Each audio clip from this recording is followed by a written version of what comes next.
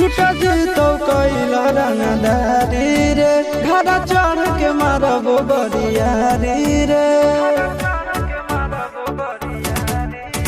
छूटा जीतो कैला रंगदारी रे घड़ा चढ़ के मारबो बरियारी रे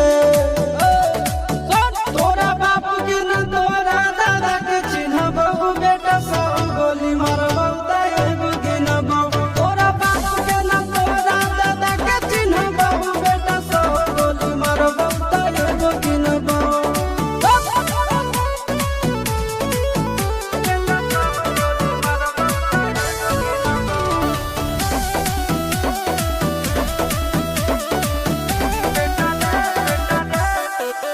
बेटा रे काटा से ठोक देबो चिमनी के भाठा में झोंक देबो देखबो कवन बाप बचैतौ तोरा प्रशासन के गाड़ी भी रोक देबो बेटा जी सुनो बेटा रे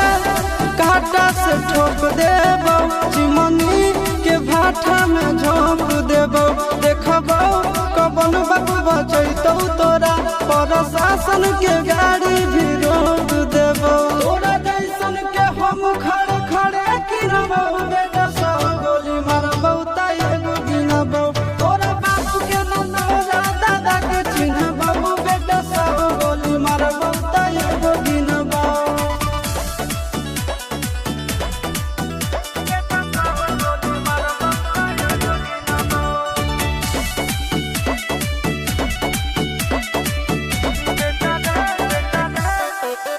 बेटा रे दौड़ा के बाजार में मारबो गोली तोर कपार में रंगदारी जे करम भी बिहार में गड़ देबो गंगा जी किनार में इतना मार पड़तो ना बेटा बेटा रे दौड़ा के बाजार में मारबो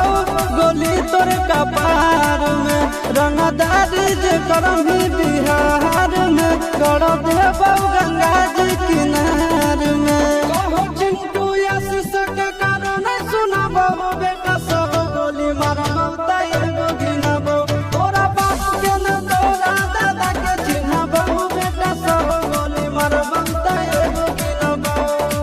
मारत मारत पिछुआरा लाल कर दे बेटा ध्यान से बाप इधर है।